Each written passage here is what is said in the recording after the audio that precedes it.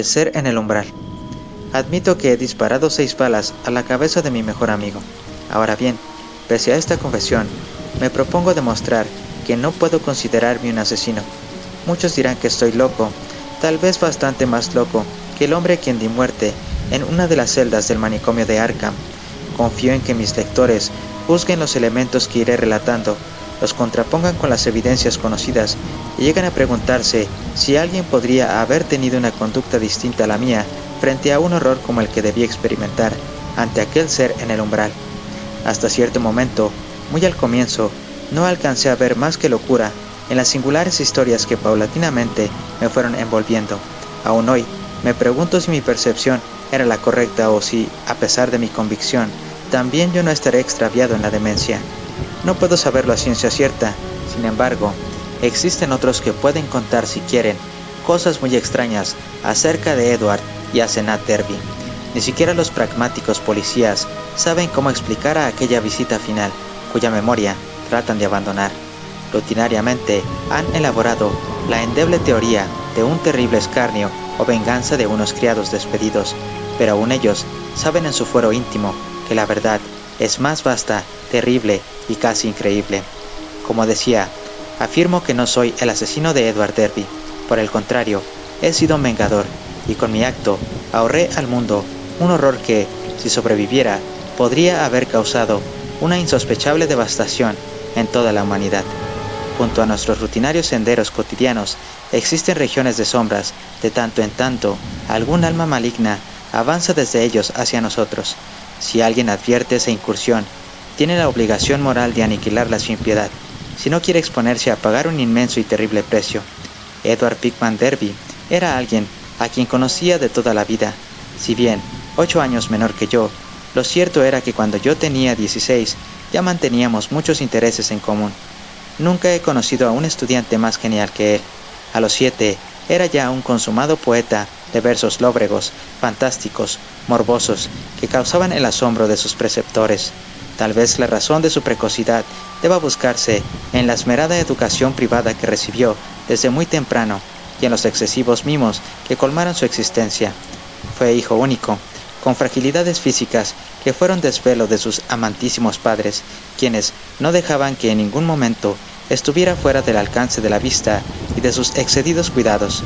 Nunca nadie lo vio fuera de su casa sin estar flanqueado por su niñera, y podría decirse que jamás llegó a jugar libremente con los demás niños. Todos estos factores operaron sin duda alguna, forjando en el joven Derby una vida interior peculiar, reservada, reprimida, con una sola vía de escape, la imaginación.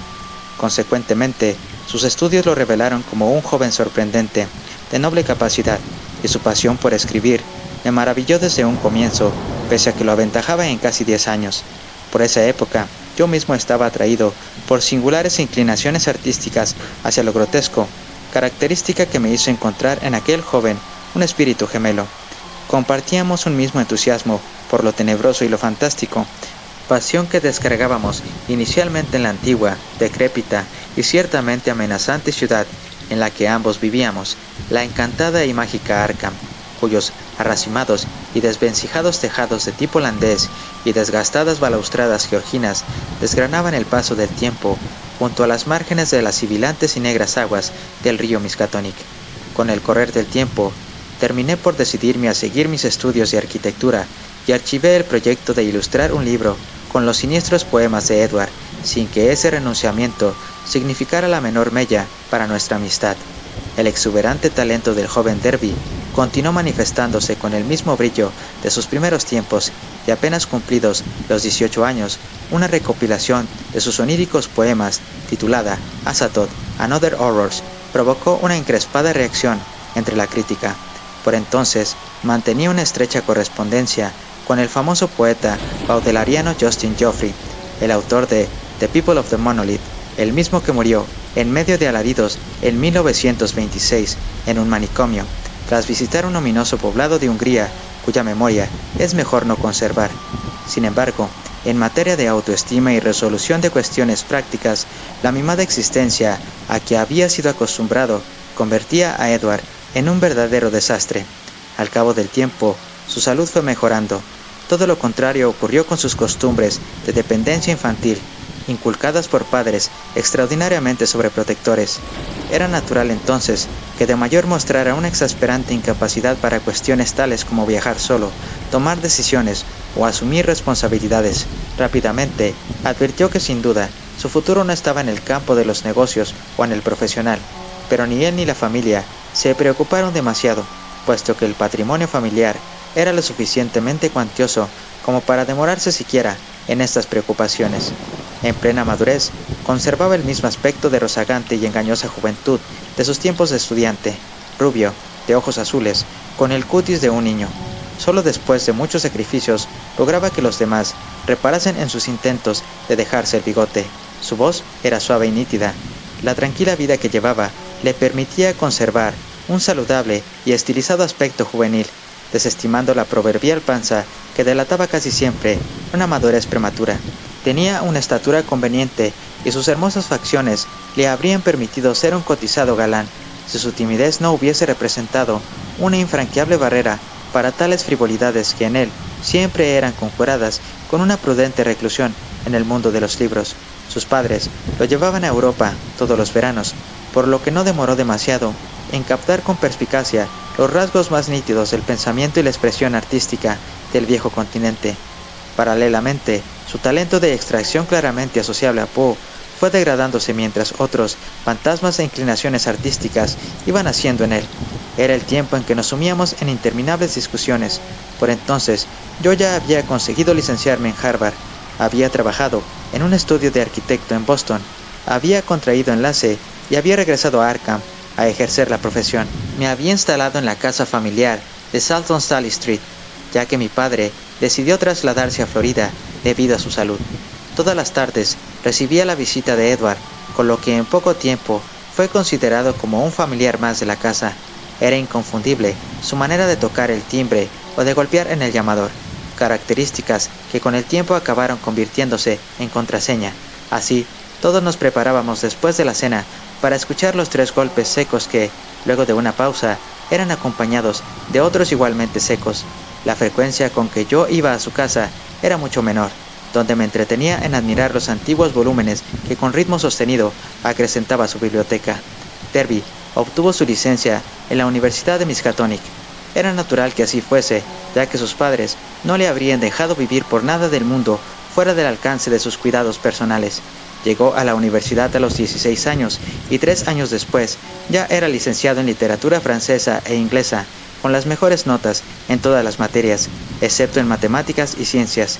Hizo escasas y nulas amistades con los demás estudiantes, por más que fue perceptible una cierta admiración por ese grupo de jóvenes a los que cabría denominar audaces, bohemios, vanguardistas, cuyas costumbres iconoclastas, lenguaje ingenioso y poses irritantes le habría gustado imitar.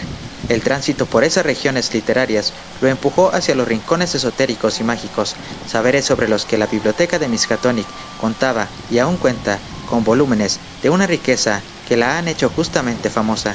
Se convirtió en un voraz especialista en estos temas. A espaldas de sus padres, se entregaba a consumir cosas tales como el horrible Book of Echinoderm y el Necronomicon del enajenado árabe Abdul al-Asred. Edward contaba con 20 años cuando nació mi primer y único hijo, y pareció muy complacido al saber que le pondría de nombre Edward Derby Upton, como homenaje a él. Cumplidos los 25 años, Edward era un hombre afamado por su inmensa cultura, poeta y narrador de relatos muy conocidos entre el público, pero no obstante, en su obra aparecía con claridad la carencia de relaciones humanas y el exceso de formación puramente libresca que aquejaba a su autor. Sin duda, yo era su amigo más cercano. Él me proporcionaba una cantera inagotable de tópicos teóricos. Por su parte, él buscaba mi opinión sobre los temas que no quería consultar con sus padres.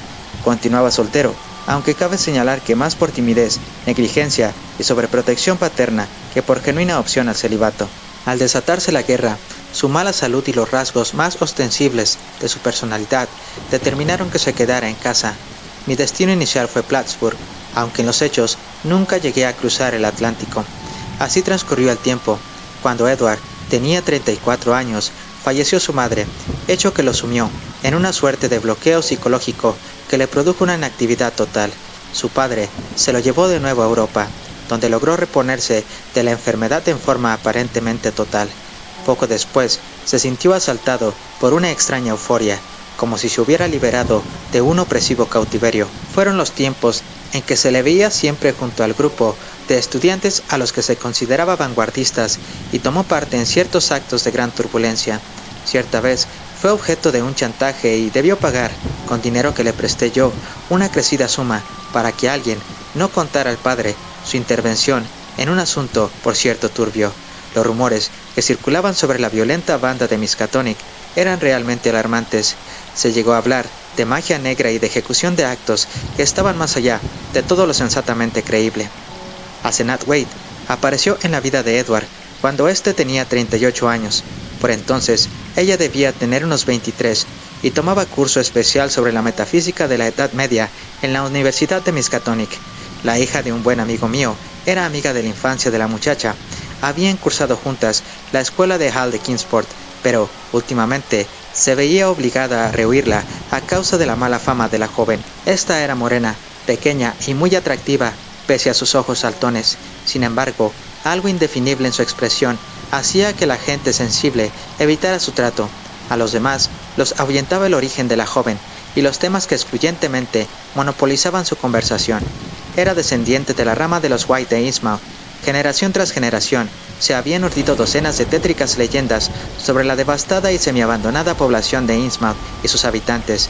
Aún hoy se oye hablar de horrendos pactos firmados alrededor de 1850 y de un abominable ser no del todo humano que se imbricó en las más antiguas familias del hoy casi inexistente puerto de pescadores.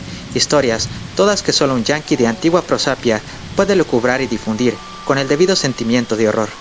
Volviendo a Asenath, su situación genealógica se complicaba por ser hija de Ephraim White y por representar el fruto de sórdidas relaciones que éste había mantenido en plena senectud con una desconocida a la que nunca nadie consiguió ver.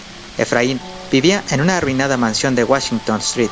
Los conocedores del lugar hay que establecer que la gente de Arkham hace lo posible para evitar el paso por Innsmouth. Contaban que las ventanas de la buhardilla siempre permanecían tapiadas con gruesos tablones burdamente clavados y que al caer la noche se oían extrañas voces en el interior de la destartalada casa. El viejo White tenía fama de haber sido en sus tiempos mozos un gran conocedor de los temas de magia y se dice que por entonces podía causar o sofocar temporales en el mar. Por mi parte, de joven lo había visto una o dos veces, cuando había venido a Arkham a consultar unos antiquísimos volúmenes dedicados a saberes arcanos que enriquecían la biblioteca de la universidad. Recuerdo que me resultaron insoportables el patibulario y melancólico mirar y las completamente descuidadas matas de barba que colgaban de la cara. Murió loco en circunstancias nunca debidamente aclaradas, poco antes de que la hija llegara a la escuela de Hall. La muchacha tenía rasgos del padre, en especial su a veces diabólica mirada. Mi amigo, el padre de la muchacha, que había sido compañera de Asenath, me recordó muchos episodios curiosos cuando empezó a divulgarse la relación entre ella y Edward. Según esos datos, Asenath se hacía pasar por maga en la escuela y, en efecto, asombraba a sus compañeros con algunos prodigios en verdad inexplicables. Sostenía que podía desencadenar tormentas, pero su habilidad más notoria era la capacidad de predecir con exactitud cuanto se proponía o le proponían. Los animales rehuían su presencia y a distancia, con unos casi imperceptibles movimientos de una mano derecha, hacía aullar a cualquier perro. Otras veces demostraba conocimientos prodigiosos y hablaba lenguas absolutamente inusuales para un adolescente. Mucho más alarmantes eran los casos completamente verificados de su influencia sobre otras personas.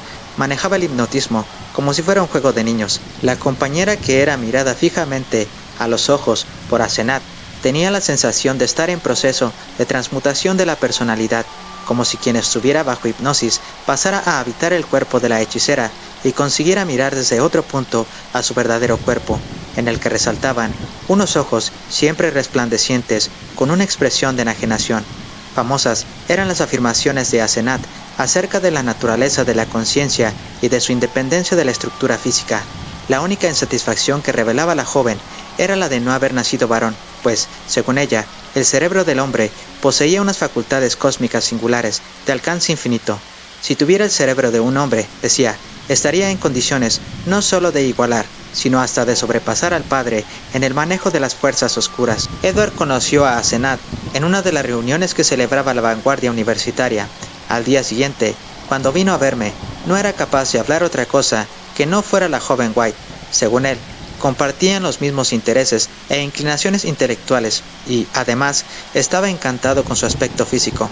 Por mi parte, nunca había visto a Asenat, pero tenía referencias de ella, y ellas me hacían parecer lamentable que Edward estuviera tan locamente enamorado de semejante mujer, pero me cuidé mucho de decirle nada, pues bien sé que las críticas suelen hacer más vigorosas estos encaprichamientos. Por su parte, el joven Derby parecía dispuesto a no hablar del asunto a su padre.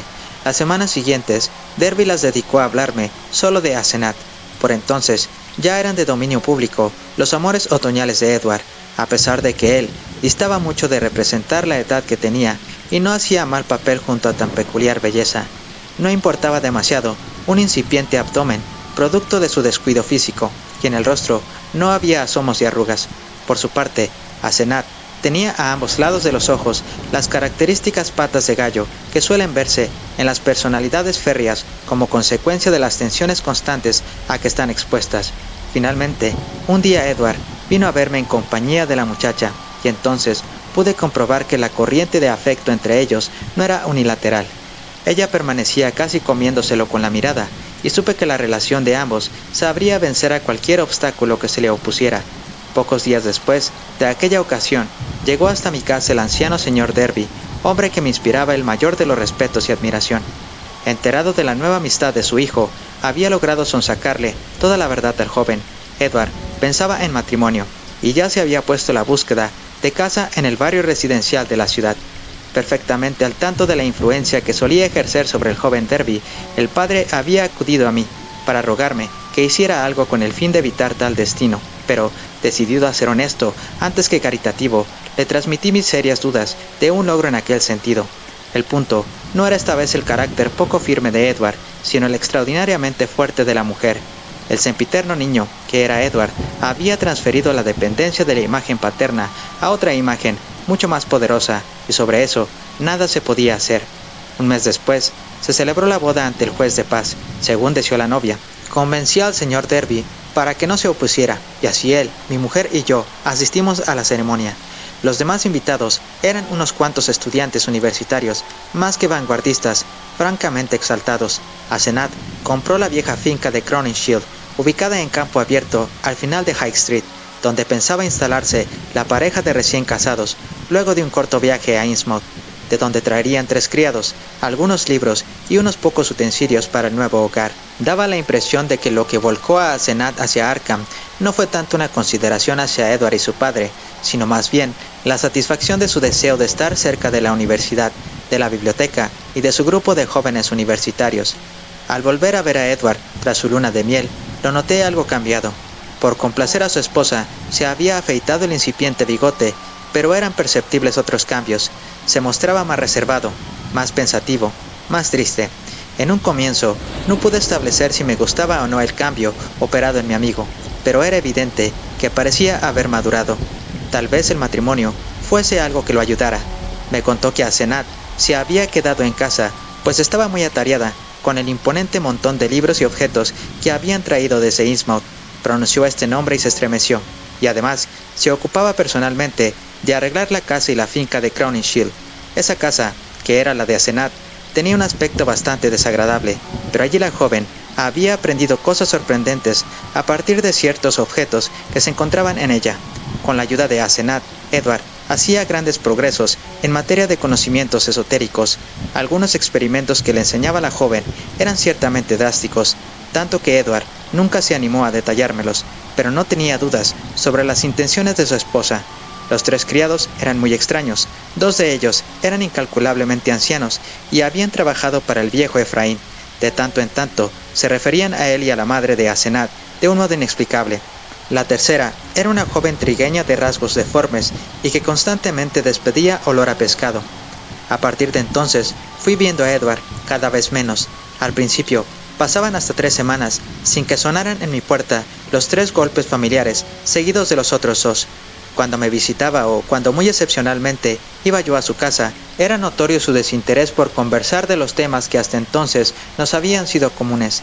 Se mostraba muy reservado para referirse a los estudios esotéricos que antes tan animadamente solía describir y discutir, y nunca mencionaba a su mujer. Esta se veía terriblemente envejecida, desde el momento de la boda hasta el extremo que parecía ser la mayor de la pareja. La decisión se había tornado mucho más marcada en su rostro, y una serie de detalles, de por sí indescriptibles, confluían para darle un aspecto decididamente repulsivo. Esa impresión caló tanto en mi mujer como en mi hijo, por lo que al cabo de poco tiempo dejamos de visitarlos, circunstancia que, según Edward, con su proverbial falta de tacto, provocaba gran alivio en Asenath. De tanto en tanto, los Derby emprendían algún viaje. Por lo general comunicaban que el destino era Europa, pero a veces Edward sugería lugares bastante más lóbregos. Un año después del matrimonio, la gente rumoreaba acerca de los cambios experimentados por Edward. Si bien la variación advertida era de orden fundamentalmente psicológicos, las habladurías no pasaban por alto ciertos otros datos de interés. Se decía que en algunas ocasiones Edward adoptaba conductas en absoluto compatibles con su naturaleza para nada robusta. Se decía, por ejemplo, que, por más que antes de casarse no sabía conducir, ahora se le veía constantemente entrar y salir de Crowninshield manejando el poderoso Packard de Asenath e introducirse con una envidiable habilidad en el enmarañado tránsito ciudadano. En esos momentos dejaba la impresión de estar regresando de algún sitio o de disponerse a emprender algún viaje. Aunque nadie podía establecer ni el sitio de partida ni el de llegada, la gente solo podía asegurar que la mayor parte de las veces se le veía transitar por el camino que lleva a Innsmouth. Estos cambios no cayeron bien. Para la gente, ahora Edward se parecía mucho a su mujer y al viejo Efraín, al menos en ciertas ocasiones. Otras veces lo veían regresar, muchas horas después de haber salido, con un aspecto ausente y negligentemente tirado sobre el asiento trasero del coche, que era conducido por un chofer especialmente contratado para tal efecto. Quienes le conocían de vieja data reparaban el acentuamiento de la pusilanimidad que desde siempre lo había acompañado. En tanto el rostro de Asenath mostraba un aceleradísimo envejecimiento, el de Edward denotaba una mayor inmadurez, excepto en los pocos momentos en que se teñía con esporádicas manchas de tristeza. Era difícil entenderlo. A esa altura, los Derby prácticamente no frecuentaban los ambientes de universitarios desprejuiciados, no tanto porque tales formas de vida los hubiesen hastiado, sino más bien debido a que los estudios e inclinaciones que absorbían su tiempo espantaban incluso a los más osados de aquellos estudiantes. Durante el tercer año de su matrimonio, Edward comenzó a confiarme muy esporádicamente que sentía temor e insatisfacción. De vez en cuando dejaba caer la enigmática observación de que las cosas habían llegado demasiado lejos, y más a menudo se refería a una cierta necesidad de recobrar la identidad. Inicialmente no hice caso de tales manifestaciones, pero como él insistiera, con mucho tacto, me animé a hacerle preguntas, sobre todo, ¿por qué no podía apartar de la memoria lo que había oído a la hija de mi amigo sobre la capacidad de Asenath para dominar por hipnosis a sus compañeras de estudios, quienes sostenían que durante los trances sentían que habitaban otro cuerpo desde el que miraban al suyo propio en otro lugar de la habitación? Edward recibía mis inquisiciones con una mezcla de alarma y tranquilidad, pero llegado hasta cierto punto de la confesión, la cerraba prometiéndome que ya más adelante hablaríamos sin ninguna clase de obstáculos. Poco después, falleció el padre del joven Derby, y entonces no supe que llegaría el momento en que yo me alegraría de que hubiese abandonado este mundo en aquel momento. Edward se sintió lógicamente afectado por la pérdida, pero dentro de una modalidad que solo cabría denominar normal. Desde su boda, solo había visto a su padre unas pocas veces. Asenath se las había ingeniado para que concentrara en ella toda la necesidad de Edward de volcar en alguien los vínculos familiares. La gente comentaba que en realidad poco le había importado la muerte del padre y asociaban la pérdida del afecto filial al aumento de la petulancia que ostentaba sentado ante el volante del auto. Mi amigo sintió una profunda necesidad de mudarse a la vieja casa familiar, pero no pudo convencer a Asenath, quien manifestó obstinadamente sentirse muy a gusto donde estaba. Los Derby conservaban apenas una amistad.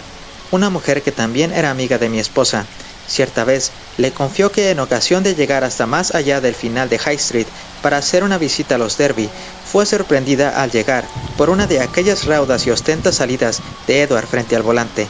Se acercó a la puerta, tocó el timbre y acudió la horrible criada para anunciarle que Asenath tampoco se encontraba en la casa. Mientras se retiraba, pudo ver en el interior de la casa y junto a la biblioteca de Edward, alcanzó a divisar fugazmente un rostro con una indecible expresión de dolor y desesperanza. En principio, lo confundió con el de Asenath, pese a lo que habitualmente mostraban los rasgos de la mujer de Edward, pero más tarde, la amiga de mi esposa no tuvo dudas de que los ojos de aquel rostro eran sin duda alguna los tristes y melancólicos del propio Edward. Mi amigo aumentó la frecuencia de las visitas y ciertas veces consiguió explayarse sobre algunas de sus enigmáticas afirmaciones. Lo que dijo en esas raras ocasiones no es de fácil credibilidad, ni siquiera en Arkham, pero la lógica con que volcó entonces las cuestiones esotéricas que lo preocupaban amenazaban con perturbar el equilibrio mental del espectador más sensato. Se refería a siniestras reuniones en lugares apartados, a fantásticas ruinas en el corazón de Maine, bajo las que se encontraban infinitas escaleras que conducían a abismos indescriptibles, a peculiares ángulos que permitían ingresar a otras dimensiones del tiempo y del espacio, a transmutaciones de la personalidad, a otros mundos, a otros espacios y otros tiempos. Para afirmar su discurso, de tanto en tanto, me aportaba objetos que me producían una total perplejidad. Eran objetos de extraños colores y texturas, con curvas o planos, que escandalizarían a cualquier geometría conocida. Ante mi curiosidad, solo se limitaba a informarme que procedían del exterior, y que Asenath era quien sabía cómo conseguirlos. Con voz cargada de temor, solía mencionar al viejo Ephraim White, a quien solo había visto un par de veces en la biblioteca de la universidad. Su miedo giraba en torno a la duda sobre si el viejo se encontraba realmente muerto, en sentido físico y también espiritual. En determinados momentos, interrumpía abruptamente su relato, quedando todo él como suspendido en el vacío. Entonces, no podía dejar de pensar que la interrupción era obra de Asenath, quien molesta por lo que mi amigo me confesaba, desde la distancia, por algún procedimiento extraordinario, lo dejaba sin habla, y, efectivamente, algo debió haber sospechado, puesto que poco después sus palabras y miradas hacia mí estaban inequívocamente cargadas de una terrible ferocidad. Derby también comenzó a tener enormes dificultades para llegar hasta mi casa, aunque declarase ir a otro lugar. Al encaminarse hacia casa, una fuerza inexplicable lo paralizaba o su mente quedaba en blanco sin poder discernir ya a dónde se dirigía. Solo llegaba hasta mi casa cuando Asenath se hallaba lejos dentro de su propio cuerpo, como llegó a decir cierta vez, pero ella siempre terminaba enterándose de los movimientos de Edward, porque para eso tenía los criados que vigilaban celosamente los desplazamientos de su marido, lo cual demuestra que nunca consideró necesario adoptar medidas más contundentes para cortar de cuajo nuestra relación. Un día de agosto recibí un telegrama desde Maine. Hacía unos 2 meses que no veía a Edward y solo sabía de él que se encontraba afuera por cuestiones de negocios. Creía que Asenath lo acompañaba, pero la gente rumoreaba que en la casa, tras las cortinas de las ventanas del primer piso, se entreveía a alguien. Se hablaba también de las compras que realizaban los criados. En el telegrama, el alguacil de Chesuncock me hablaba de un loco con la ropa totalmente destrozada, que había salido del bosque, delirando y mencionando mi nombre para pedirme ayuda. Chesuncock es una zona boscosa y abrupta que rodea a Maine. Estuve todo un día traqueteando sobre el lomo de impresionantes barrancos antes de llegar en coche al lugar citado por el alguacil. Encontré a Edward encerrado en una pieza de la granja que hacía las veces de cárcel. Estaba mitad delirante, mitad apático. Enseguida me reconoció y me propinó un torrente de palabras cuyo sentido se me escapaba. Por amor de Dios, el infierno de los Shaggoths. Hay que descender de los 6000 escalones. Allí está lo abominable. Ia Shub-Niggurath, la figura en el altar. El aullido de 500. El encapuchado decía, Camog, Camog, es el nombre secreto de Efraín en el aquelarre, y yo estaba allí. Asenath prometió que nunca me llevaría. Un instante antes estaba encerrado bajo llave en la biblioteca, y de pronto estaba ella allí con mi cuerpo, el más atroz de los infiernos, el reino de las tinieblas. El cancerbero custodia la puerta. Apareció un Shaggoth. Vi cómo cambiaba de forma. No lo podía aguantar. La mataré si vuelve a enviarme a ese lugar. Lo mataré a él, mataré lo que sea, lo haré con mis propias manos. Más de 1 hora pasé tratando de tranquilizarlo. Finalmente lo conseguí. Le compré ropa en el pueblo y al día siguiente volvimos a Arkham. El furioso delirio había dado paso a un reconcentrado silencio, pero cuando pasamos por Augusta se puso a mascullar como si la simple vista de una ciudad le despertara recuerdos odiosos. Era evidente que no deseaba volver a su casa, y tomando en consideración los delirios que le inspiraba su mujer, estados que atribuí a alguna experiencia hipnótica a que ella lo habría sometido, decidí que lo más conveniente sería no llevarlo a su hogar. Por lo tanto, lo albergué en mi casa por algún tiempo, consciente de los problemas que semejante decisión podría acarrearme con Asenat. Con el tiempo, lo ayudaría en los trámites para lograr el divorcio, ya que resultaba indudable que seguir con aquella mujer significaría el suicidio para Edward. Mientras cavilaba acerca de estos temas, mi acompañante dormitaba en el asiento junto a mí mientras yo conducía. Ya de noche, cuando pasábamos por Portland, Derby volvió a mascullar una violenta ristra de insultos destinados a Asenat. Era innegable que la mujer había quebrado el equilibrio nervioso de mi amigo y ahora no conseguía escapar de una red de alucinaciones que tejía en torno a ella. En voz baja, con toda claridad, me confió que la circunstancia por la que entonces atravesaba no era más que una dentro de una larga serie. Se lamentaba que llegaría el día en que ya no podría escapar de las redes tendidas por la mujer. Si ahora lo soltaba, sin duda que se debía a que no le era posible otra cosa, ya que aún era incapaz de apresarlo por demasiado tiempo. Casi constantemente se apoderaba de su cuerpo, luego se iba a cualquier parte para participar en singulares ritos, mientras lo dejaba a él encerrado en el piso superior dentro de su cuerpo de mujer. Algunas veces no lograba someterlo por demasiado tiempo, y así de pronto Edward se reencontraba con su cuerpo en cualquier lugar, por lo general horrible. Fue lo que sucedió cuando lo encontró el alguacil, a la vera del denso bosque. Supe que no era la primera vez que se veía obligado a regresar a casa desde tremendas distancias, suplicándole a alguien de buena voluntad que se ocupara de manejar el coche. Con el transcurso del tiempo, los lapsos por los que se apoderaba de su cuerpo eran mayores. Asenat procuraba ser hombre, y esto era lo que explicaba sus intentos con el pobre Edward. El joven Derby tenía características ideales para sus proyectos, una esclarecida inteligencia en una débil voluntad. Tal vez no estuviese lejano el día en que se apropiara definitivamente de su cuerpo para transformarse en un gran hechicero, como su padre, mientras que Edward quedaría confinado dentro de aquella carcasa femenina que ni siquiera cabía pensar como humana. Derby hablaba y mascullaba en el asiento contiguo al mío. En un momento determinado, giré la cabeza y lo contemplé. Pude verificar entonces una impresión previa que había recibido. Aunque parezca un contrasentido, daba la impresión de encontrarse en mejores condiciones físicas que nunca. Lucía más robusto y no se notaba en su cuerpo las flacideces propias de una indolencia para el cuidado físico. Era como si por primera vez en su holgada existencia estuviese obligado a alguna actividad física sostenida, circunstancia que me llevó a inferir que Asenat era la responsable de aquel nuevo dinamismo corporal y mental en mi amigo. Sin embargo, en aquellos precisos instantes, las manifestaciones de su mente eran más bien deplorables, puesto que de su boca solo escapaban incoherencias acerca de su mujer, de la magia negra, del viejo Efraín y de otros dislates. A veces reconocía algunos de los nombres que pronunciaba por la memoria que conservaba de inconscientes y esporádicas frecuentaciones de volúmenes dedicados a saberes esotéricos.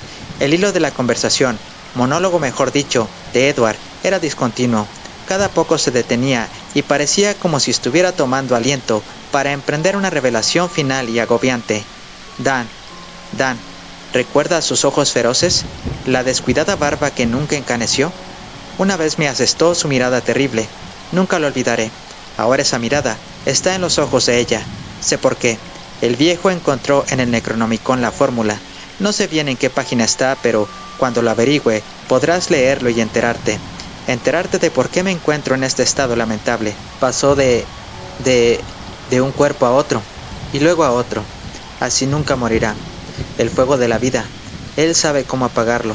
Sabe cómo hacerlo brillar incluso una vez que el cuerpo ha muerto. Si te doy algunas pistas, podrás adivinar. Escúchame, Dan. ¿Tienes idea de por qué mi mujer evita escribir con una inclinación de las letras hacia la izquierda? ¿Viste alguna vez algún texto escrito por el viejo Efraín?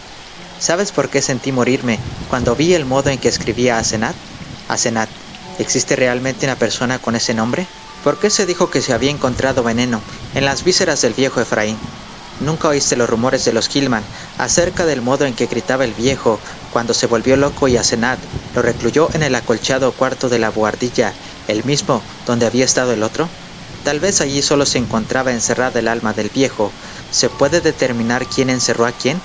¿Recuerdas que el viejo buscó durante muchísimo tiempo a alguien que tuviese una gran inteligencia y muy poca voluntad?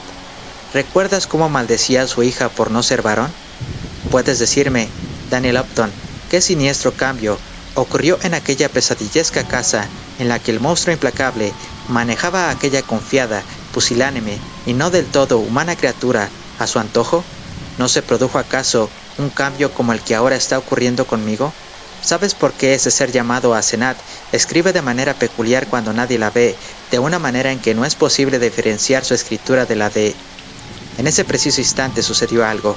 La voz de Derby venía haciéndose cada vez más estridente a medida que avanzaba en su monólogo, hasta lindar con el inminente grito histérico, cuando súbitamente se apagó, tras un chasquido en apariencia metálica. Recordé que en mi casa otras veces también se había interrumpido intempestivamente, como obedeciendo órdenes. No tuve dudas de que alguna poderosa onda mental de Asenat ordenaba callar. Sin embargo, esta vez la situación se tomaba mucho más horrible. Los rasgos de la cara de Edward se retorcieron hasta volverla prácticamente irreconocible. En tanto su cuerpo era presa de espantosas convulsiones. Era como si todos sus huesos y músculos y nervios se vieran obligados a adoptar violentamente una posición, una tensión, una personalidad diferente. Me ganó el horror. Sentí un indecible malestar, una aguda repugnancia, y mis manos dejaron de sujetar el volante. El ser que tenía junto a mí en el asiento ya no era el amigo de toda la vida. Era una monstruosa criatura que parecía provenir de los espacios siderales e irradiaba desconocidas y malsanas fuerzas. Durante mi indecisión horrorizada, mi nuevo compañero de viaje me arrebató el volante y me obligó a cambiar de asiento con él. Era noche sin luna y las luces de Portland resplandecían tenuemente a nuestras espaldas, por lo que casi no pude verle el rostro. Percibí el fulgor que se desprendía de sus ojos y comprobé que la gente tenía toda la razón cuando afirmaba que a veces se convertía en un arrogante desatado al mando del volante. No podía creer que el indolente y apocado Edward Derby estuviera dándome órdenes y demostrando tan petulante soberbia como conductor. Precisamente él, quien nunca se atrevía a entablar una discusión y que siempre se mostraba orgulloso de no saber conducir. Pero entonces, esa era la situación.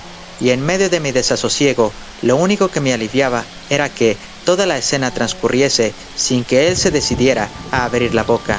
Al pasar por Vide Fortisaco, las luces me permitieron comprobar que mantenía la boca apretada con fuerza, y renové mi estremecido horror al reencontrar el fulgor de sus ojos.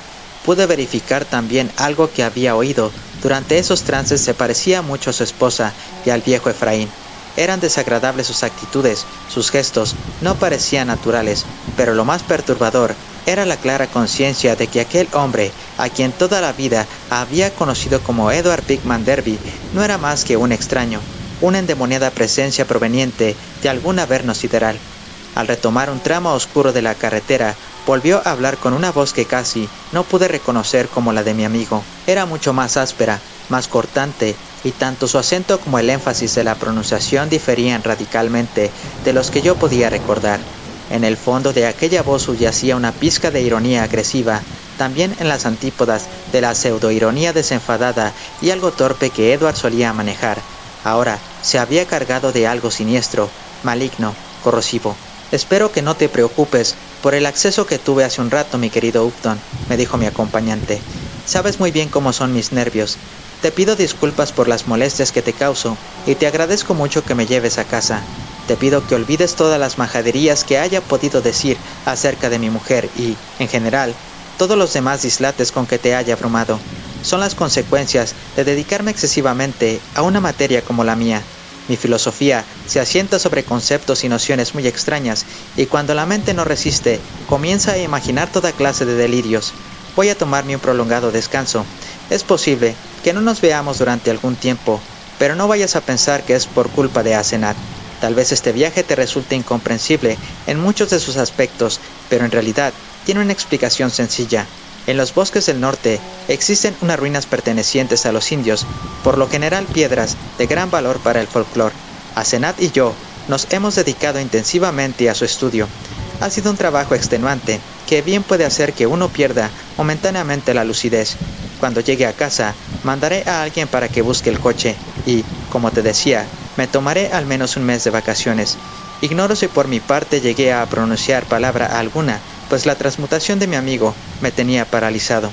Experimentaba una creciente sensación de enfrentar un inexplicable horror cósmico, y lo único que me obsesionaba era que aquel viaje terminara de una vez por todas. Derby insistía en no abandonar el volante, y con cierto alivio noté la velocidad con que dejábamos atrás Portsmouth y Newburyport. Cuando llegamos al cruce, donde la carretera principal se desvía para evitar el paso por Innsmouth, tuve miedo de que el conductor optara por aquel lugar infausto. Afortunadamente no lo hizo, con lo que pasamos rápidamente por Rowley y por Ipswich, hasta que al fin llegamos a nuestro destino. Era poco antes de la medianoche cuando llegamos a Arkham, y vimos cómo la luz en la vieja casa de Crowninshield seguía encendida. Derby se bajó. Apresuradamente me volví a mi casa con una eufórica sensación de alivio. Alivio también me causaba la advertencia de Derby de que pasaría algún tiempo antes de que volviésemos a vernos. El tiempo que siguió a aquel viaje terrible fue una época de desbocados rumores. La gente decía que ahora se veía a Edward cada vez más en su versión dinámica y petulante, y que por el contrario, casi no se veía nunca a Asenat. Derby solo me visitó una vez. Llegó fugazmente en el coche de Asenat para llevarse unos libros que me había prestado. Me dirigió unas pocas palabras de cortesía, ya que cuando se encontraba en su impostación dinámica y arrogante, no tenía que decirme. En esos momentos, tampoco aparecía la característica de los 3 golpes en la puerta, seguidos por los otros 2. Volvió a ocurrirme lo mismo que la noche en que lo dejé frente a su casa. Cuando se retiró, sentí un profundo alivio. Promediado septiembre, Edward se ausentó por una semana. Uno de los más activos integrantes del grupo vanguardista de estudiantes dejó caer la hipótesis de que habría ido hasta Nueva York a reunirse con el cabecilla de culto prohibido en Inglaterra. Por mi parte, no podía dejar de pensar en el horrible viaje que hicimos desde Maine. La transmutación que tuve ocasión de presenciar me afectó mucho y no cejaba en el intento de darle una explicación a aquel horrible enigma. La gente de los alrededores comenzó a hablar acerca de los lastimeros sollozos que provenían de la vieja casa de Crowninshield. Parecían de mujer y, según algunos, pertenecían a Asenat, quien las escasas veces en que podía vérsela daba la impresión de estar bajo una fuerte represión. Llegó a pensarse en dar cuenta a la policía para que abriera una investigación de los hechos, pero la idea fue abandonada cuando sorpresivamente apareció Asenat en la calle, conversando animadamente con un grupo de conocidos a los que pedía disculpas por las molestias que podría haber causado el reciente ataque de histeria que había afectado a un visitante en cuestión. Pero la rotunda y convincente presencia de la mujer fue más que suficiente como para aventar todas las suposiciones. A mediados de octubre, una tarde en mi puerta, la sucesión de los 3 golpes seguidos por los otros 2. Abrí y me encontré con Edward de los viejos tiempos, al que no veía desde el preciso momento en que experimentó el cambio durante el viaje a Maine. Se le veía tenso, preso de emociones encontradas, y mientras yo cerraba la puerta, tras él noté cómo echaba una temerosa mirada a sus espaldas. Fuimos hasta mi estudio, y me pidió un trago para tranquilizarse. Preferí no preguntarle nada, y dejé que fuese él quien estableciera los hilos de la conversación. Pasó un rato antes de empezar a monologar con voz sobresaltada. Asenat se fue. Anoche, mientras los criados estaban ausentes, hablé con ella y le arranqué la promesa de que dejaría de acosarme. Por supuesto que tengo algunas garantías de las que aún no te he hablado. La obligué a que me dejara tranquilo. Se puso furiosa, pero no tuvo más remedio que hacerlo. Puso unas pocas ropas en las maletas y salió para Nueva York. Apenas pudo tomar el expreso de las 8:20 para Boston. Ahora, todos volverán a murmurar, como siempre, pero me tiene bien sin cuidado. No cuentes a nadie que tuvimos una disputa. Será bueno que digas tan solo que Asenat ha emprendido un largo viaje de estudios. Es probable que se quede a vivir con esos fanáticos. Cómo me gustaría que se quedara en la costa oeste y pidiera el divorcio. Al menos, me prometió que se mantendría alejada de mí, y que no me molestaría. No sabes lo horrible que era, Dan. Me robaba el cuerpo. Estaba tomando mi lugar. Me había convertido en un prisionero. Opté por la pasividad, dejándole llevar la delantera, pero tenía que estar constantemente en guardia. Con mucho cuidado podía lograrlo, ya que ella no es capaz de leer mis pensamientos en detalle. Apenas podía saber que yo estaba elaborando alguna rebelión, pero me salvaba el hecho de que ella creyese que yo era más pusilánime de lo que en realidad soy. Nunca imaginé que podría dominarla, pero me había reservado 1 o 2 conjuros que afortunadamente funcionaron. Derby repitió el gesto de la mirada atemorizada por encima del hombro y apuró un generoso trago de whisky. Hoy de mañana eché a esos endemoniados criados. Fue al regresar, y protestaron con energía, pero al final se fueron.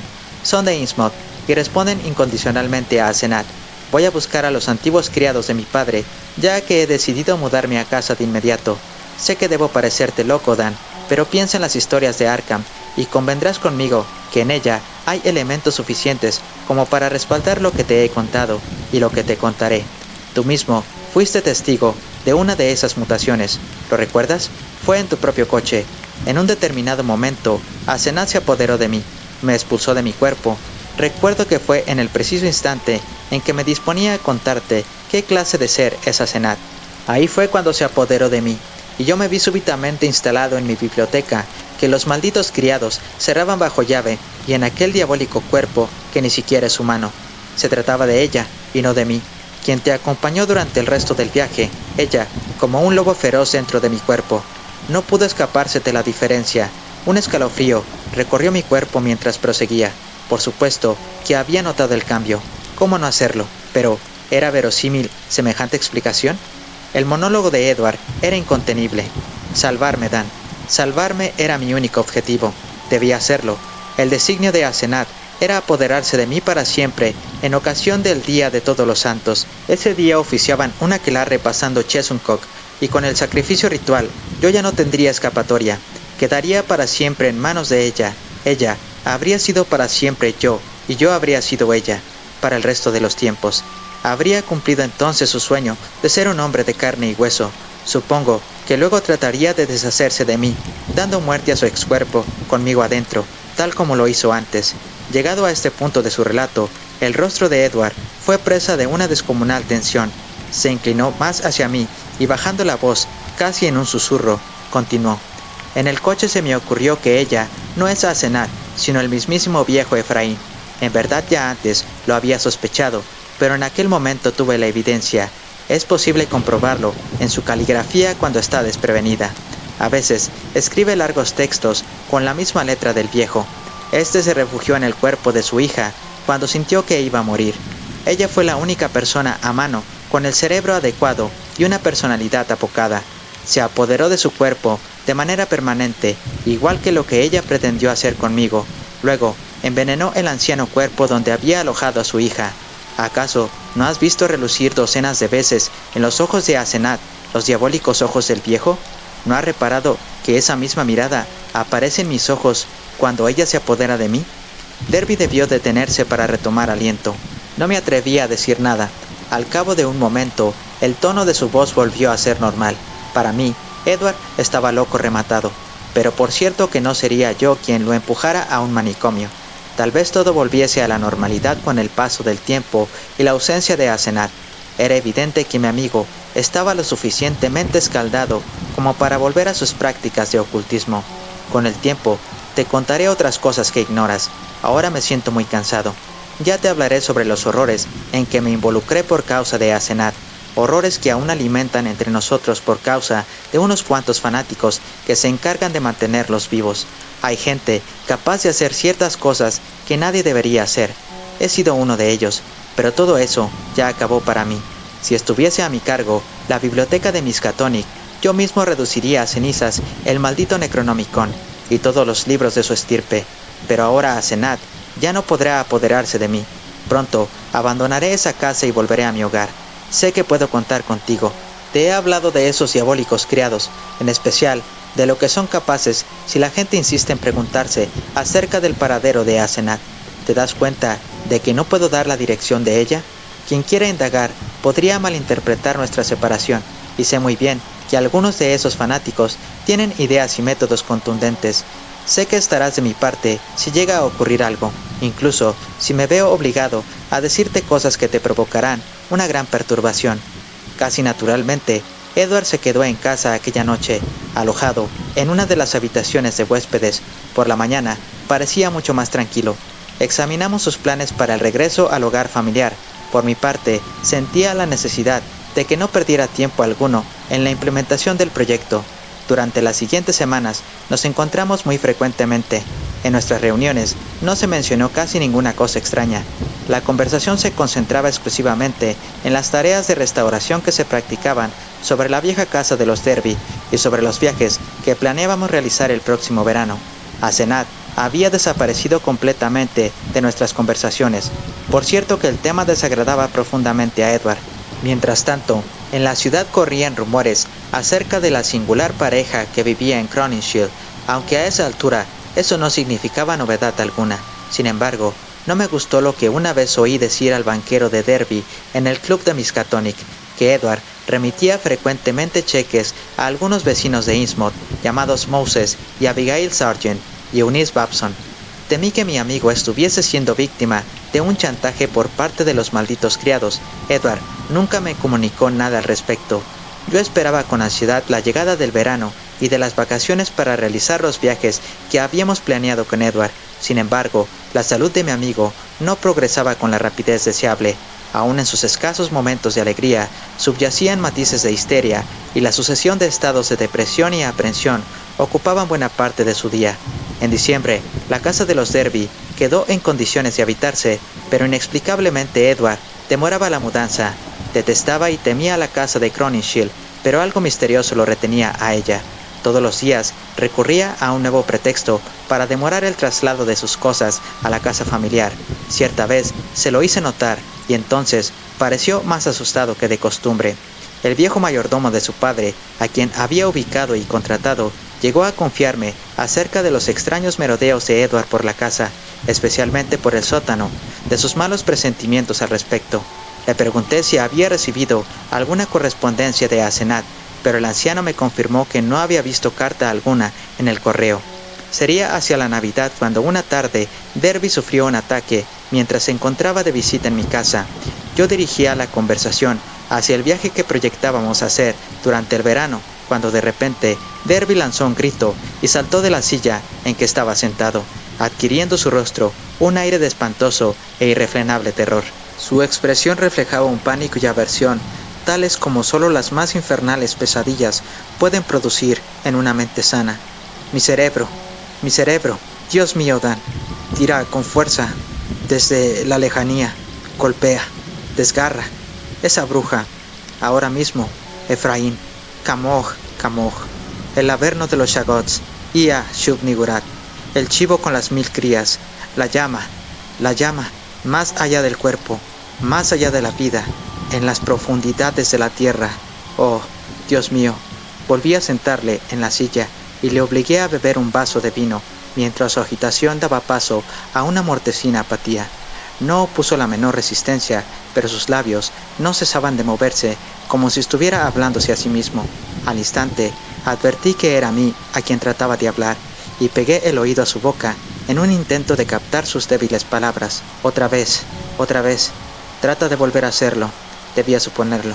Nada puede detener esa fuerza, ni la lejanía, ni los conjuros, ni la muerte. Se abalanza una y otra vez, sobre todo por la noche. No puedo escapar. Es horrible. Oh, Dios mío, Dan, si te hicieras una mínima idea de lo horrible que es todo esto. Luego cayó en una especie de sopor. Le coloqué unos almohadones debajo del cuerpo y dejé que el sueño se apoderase de él. No llamé al médico, pues sabía muy bien lo que iba a decir sobre su estado mental, y quería dejar obrar a la naturaleza, si es que aún podía albergarse alguna esperanza. Edward se despertó a medianoche, entonces le acosté en el piso de arriba, pero al despertarme a la mañana siguiente se había ido ya. Había salido sin hacer ruido, y cuando le llamé por teléfono en su casa, el mayordomo me dijo que se encontraba dando vueltas por la biblioteca. La salud de Edward se agravó mucho a partir de aquella noche. Ya no venía a visitarme. Si bien ahora yo iba a verle todos los días, siempre me lo encontraba sentado en la biblioteca, con la mirada perdida en el vacío, como si estuviese escuchando algo fuera de lo normal. A veces hablaba razonando, pero siempre sobre temas intrascendentes. La menor mención de su enfermedad, de futuros planes o de Asenat le hacía montar en cólera. Su mayordomo dijo que sufría espantosos ataques por la noche, en el curso de los cuales llegaba a producirse lesiones. Tras consultar detenidamente con su médico de cabecera, su banquero y su abogado, me decidí finalmente a que fuera a verle su médico, junto con 2 especialistas. A las primeras preguntas que le formularon, Edward sufrió unos violentos espasmos que le hicieron digno de la mayor compasión, y aquella misma tarde se lo llevaron forcejeando en un coche cubierto al sanatorio de Arkham. Hube de hacerme cargo de su curatela y le visitaba 2 veces por semana. Sus gritos estridentes, sus pavorosos murmullos y su terrible e insaciable repetición de frases como tenía que hacerlo, se apoderará de mí, allá abajo en las tinieblas, madre, Dan, salvadme, casi me hacían saltar las lágrimas. Si había posibilidades de que se recuperase, es algo que nadie se atrevía a vaticinar, pero en todo caso, me esforcé por no perder el optimismo. Si lograba salir de aquella, Edward iba a necesitar una casa, por lo que mandé trasladar a toda su servidumbre a la mansión de los Derby que, a no dudar, sería el lugar elegido por él de conservar el sano juicio. No supe qué hacer con la finca de Crowninshield, con su ingente mobiliario y todas aquellas colecciones de las más inexplicables cosas, así que de momento opté por no hacer nada en ella, limitándome a decirles a los criados de Derby que fuesen por allí una vez por semana a limpiar el polvo de las habitaciones principales y a ordenar al encargado de la calefacción que encendiera la caldera en tales días. La contrariedad definitiva tuvo lugar unas fechas antes de la Candelaria y, para cruel ironía, vino precedida de un falso destello de esperanza. A últimas horas de una mañana de enero, telefonearon del sanatorio para decir que Edward había recobrado repentinamente la razón. Según decían, su memoria se había resentido mucho, pero no cabía duda de que se hallaba en su sano juicio. Naturalmente, durante algún tiempo debía seguir en observación, pero apenas podían albergarse dudas sobre cuál sería el desenlace. Si todo iba bien, en una semana le darían de alta. Loco de contento por la noticia que acababan de darme, me dirigí rápidamente al hospital, pero me quedé anonadado al entrar tras una enfermera en la habitación de Edward. El paciente se levantó para saludarme, alargándome la mano con una cordial sonrisa, mas al instante advertí que se encontraba en aquel estado extrañamente sobreexcitado, tan opuesto a su natural forma de ser. Tenía aquella engreída personalidad que tan indeciblemente horrible me había parecido, y de la que el mismo Edward dijo en cierta ocasión que no era sino el alma intrusa de su mujer. Era exactamente la misma mirada abrasadora, la misma de Asenat y del viejo Efraín, y la misma expresión firme de la boca, y cuando hablaba pude notar la misma lúgubre y aguda ironía en su voz, aquella profunda ironía que tanto hacía pensar en la inminencia de un mal. De nuevo, me encontraba ante la persona que había conducido mi coche aquella noche 5 meses atrás, la persona que no había vuelto a ver desde aquella breve visita en que olvidó la vieja señal del timbre y suscitó temores hartos difusos en mí, y ahora me producía la misma tenebrosa sensación de espantosa demencia e inefable horror cósmico. Me estuvo hablando en tono afable de los trámites que debía hacer para salir de allí, ante lo cual solo me quedó asentir a pesar de sus fallos de memoria sobre hechos bien recientes, pero me dio la impresión de que le sucedía algo terrible, inexplicable, erróneo y anormal. Aquella criatura encerraba horrores que no podía discernir. Sin duda, estaba en su sano juicio, pero ¿era el mismo Edward Derby que había conocido? De lo contrario, ¿quién o qué era? ¿Y dónde estaba el verdadero Edward? ¿Estaría en libertad o confinado en algún lugar? O quizás habría desaparecido de la faz de la tierra. Se percibía una sensación de abominable sarcasmo en todo cuanto aquella criatura decía. Sus ojos, muy parecidos a los de Asenat, reflejaban una ironía harto desconcertante al aludir a ciertas palabras sobre la libertad ganada años atrás gracias a un confinamiento de lo más estricto. Debí comportarme con suma torpeza, pero lo cierto es que me alegré al salir de allí. Aquel día y el siguiente no cesé de devanarme los sesos reflexionando sobre el problema. ¿Qué había sucedido? ¿Qué inteligencia miraba a través de aquellos ojos ajenos a la cara de Edward? Apenas podía pensar en otra cosa que en tan terrible y complejo enigma, hasta el punto de que hube de dejar a un lado mi trabajo cotidiano. Al día siguiente por la mañana, llamaron del hospital para decir que el estado del paciente seguía igual, y ya avanzada la tarde, estuve a punto de sufrir una crisis nerviosa, un estado pasajero que admito, aunque otros dirán que tiñó de color la visión que tuve después. No tengo nada que decir al respecto, salvo que ninguna locura mía puede llegar a explicar toda la evidencia. Fue por la noche, tras aquella segunda tarde, cuando el más espantoso horror se abatió sobre mí, sumiéndome en un pánico atroz y atenazador del que jamás lograré verme libre. Todo comenzó por una llamada de teléfono al filo de la medianoche. Yo era la única persona levantada en toda la casa y, somnoliento, descolgué el auricular que había en la biblioteca. No parecía haber nadie al aparato y ya estaba a punto de colgar e irme a la cama cuando mi oído creyó captar un tenue sonido al otro extremo de la línea. ¿Sería acaso alguien que tenía grandes dificultades para hablar? Escuché atentamente y me pareció oír una especie de chapoteo semilíquido, un gluc, gluc, gluc, que daba extrañamente la impresión de evocar una palabra inarticulada e ininteligible o una sucesión de sílabas entrecortadas. Seguidamente pregunté, ¿quién es? Pero por toda respuesta volví a oír aquel gluc, gluc, gluc, gluc. No me quedó más remedio que suponer se trataba de un ruido automático, pero imaginando que quizás se debiese a que el aparato estaba estropeado y solo podía escucharse desde él pero no hablar, añadí, no puedo oírle, cuelgue por favor, y llame a información. Al instante oí cómo colgaban el auricular al otro extremo del hilo. Esto, como decía, sería sobre la medianoche, poco más o menos.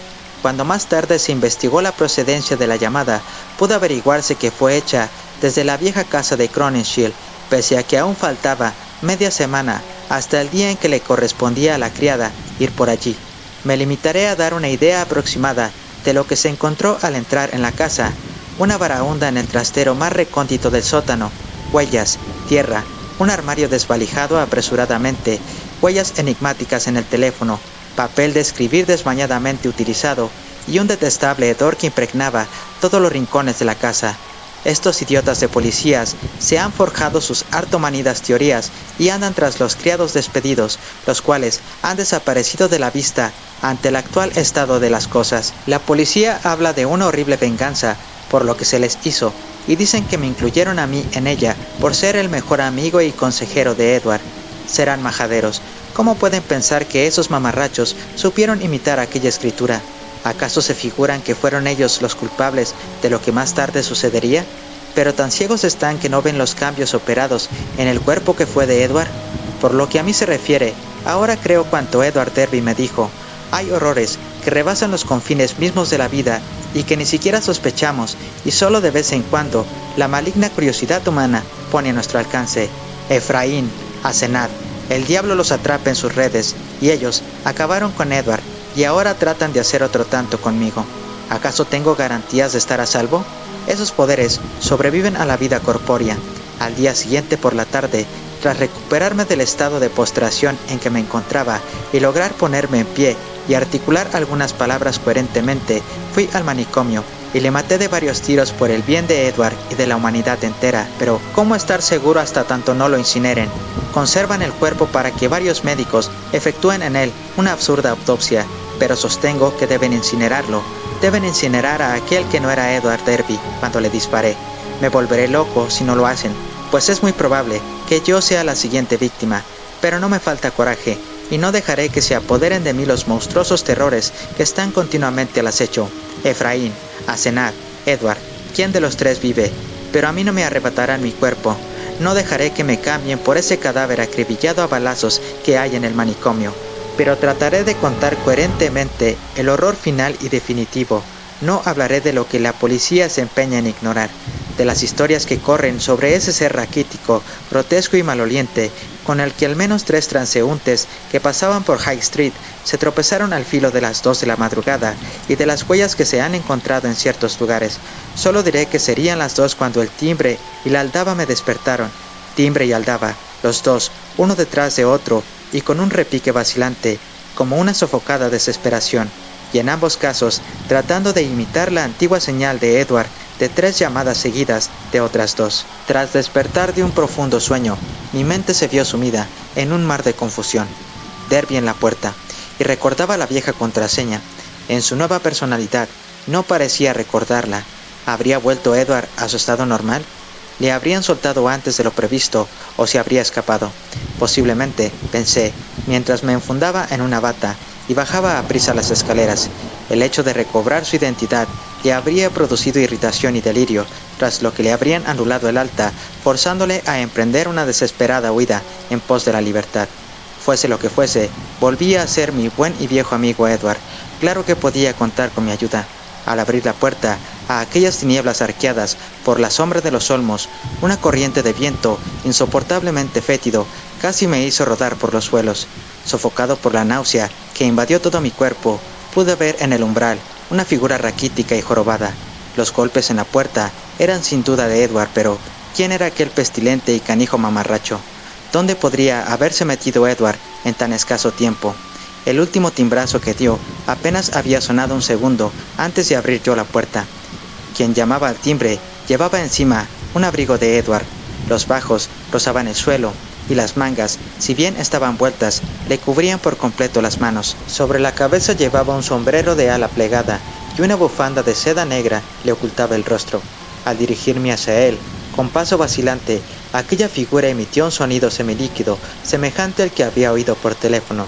Gluf, gluf, y, espetado en la punta de un largo lápiz, me alargó un papel grande, escrito con apretujada letra. Aún bajo los efectos de aquel repugnante y extraño hedor, cogí el papel y traté de leerlo bajo la luz de la puerta. No había la menor duda. Aquella era la letra de Edward, pero ¿por qué habría escrito la nota cuando podía perfectamente llamar al timbre? ¿Y por qué era tan torpe, fea y temblorosa su escritura? Apenas podía descifrar nada en aquella semipenumbra. Así que retrocedí unos pasos hacia el vestíbulo, mientras el raquítico mensajero me seguía maquinalmente a duras penas, deteniéndose una vez traspuesto el umbral.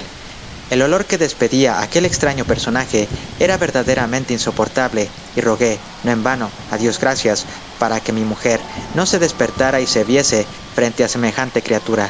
Luego, a medida que leía el papel, sentí que mis piernas comenzaban a flaquear y mi vista se nublaba por completo. Cuando recobré el sentido, me hallaba tendido en el suelo, todavía con aquella endiablada hoja de papel entre las manos, crispadas por el espanto que se había apoderado de mí. He aquí lo que decía: Dan, ve al sanatorio y mátalo, aniquílalo, ya no es Edward Derby. Asenath se apoderó de mí, pero hace 3 meses y medio que está muerta. Mentí al decirte que se había ido, la maté, me vi obligado a hacerlo. Ocurrió en un abrir y cerrar de ojos, pero en aquel momento estábamos solos y me encontraba en mi auténtico cuerpo. Vi un candelabro y le descargué un fuerte golpe con él en la cabeza. De haber seguido con vida, se habría apoderado definitivamente de mí el día de Todos los Santos. La enterré en el trastero más recóndito del sótano, bajo unas viejas cajas, y borré todas las huellas. Los criados sospecharon lo que había sucedido, pero son tanto los secretos que esa gente oculta en sus entrañas, que no se atrevieron a ir a contárselo a la policía. Los despedí, pero solo Dios sabe qué intentarán hacer, al igual que otros sectarios de su culto. Por unos instantes pensé que todo iba bien, pero al cabo de un rato sentí como si me desgarrasen el cerebro. Sabía perfectamente de qué se trataba, debía haberlo recordado. Un alma como la de Asenath o la de Efraín se separa a medias, pero sigue con vida hasta después de la muerte, en tanto dura el cuerpo. Asenath estaba apoderándose de mí, intercambiaba su cuerpo con el mío, estaba usurpando mi cuerpo al tiempo que me introducía en su cadáver enterrado allá en el sótano. Sabía muy bien lo que me esperaba, por eso perdí el control y tuvieron que encerrarme en el manicomio. Luego lo que me temía sucedió. Me encontré asfixiado por las tinieblas dentro del cadáver putrefacto de Asenath y enterrado en el sótano bajo unas cajas. Ella debía estar ocupando mi cuerpo en el sanatorio para siempre, pues ya había pasado Todos los Santos y el sacrificio valdría aun cuando ella no estuviese presente. Ella estaría sana, recuperada y lista para cernir su amenaza sobre el mundo. Estaba desesperado y pese a todo, me las arreglé para escapar de allí. Me encuentro demasiado débil para intentar hablar. Ni siquiera pude hablar por teléfono, pero aún me quedan fuerzas para escribir. Confío en que me recuperaré y en que sean escuchadas las siguientes palabras y recomendación que te hago. Mata a ese taimado demonio si valoras en algo la paz y el bienestar del mundo, y asegúrate de que se incinere el cadáver. Si no lo haces, seguirá viviendo, irá pasando de un cuerpo a otro eternamente. No te dejes atrapar por la magia negra, Dan. Es algo verdaderamente diabólico. Hasta siempre. Has sido un excelente amigo. Cuenta a la policía cualquier patraña que creas que puedan tragarse. No sabes cuánto siento haberte metido en todo esto. A no tardar, Espero disfrutar de paz, pues la vida de este monstruo que me atenaza no puede prolongarse mucho más. Espero que esta nota llegue a tus manos y mata a ese monstruo. Mátalo. Tuyo, Ed. Solo al cabo de un buen rato, acabé de leer la segunda mitad de tan desconcertante carta, pues al final del tercer párrafo caí desmayado al suelo. Volví a perder el sentido al ver y oler aquello que obstruía el umbral, por donde se filtraba el aire caliente. El mensajero no volverá a moverse ni a recobrar la conciencia. El mayordomo, hombre bastante más duro que yo, no desfalleció ante el espectáculo que se ofreció a su vista en el vestíbulo a la mañana siguiente, sino que llamó a la policía. Cuando llegaron los agentes, ya me habían metido en la cama, en la habitación de arriba, pero aquello otro, aquella informe masa, seguía yaciendo allí, donde se había desplomado por la noche. Era tal el hedor que despedía, que los policías hubieron de taparse la nariz con un pañuelo. Lo que encontraron a la postre, dentro de la extraña y variopinta indumentaria de Edward, fue esencialmente una monstruosidad licuada. Encontraron también unos cuantos huesos y un cráneo aplastado. Posteriormente, y por una prótesis dental que llevaba, pudo identificarse aquel cráneo como el de Asenat. Fin.